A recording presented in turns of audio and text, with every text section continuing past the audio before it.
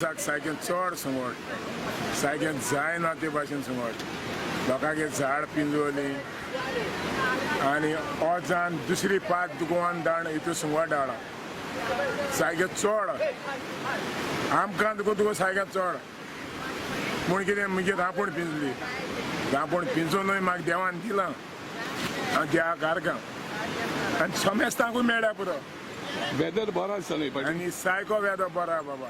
सायको चडूय वेदो बरो आनी हेच कोण सुंगट हांवें मुगे जल्मा चुलना आतां म्हाका 50 वर्सां जालीं पूण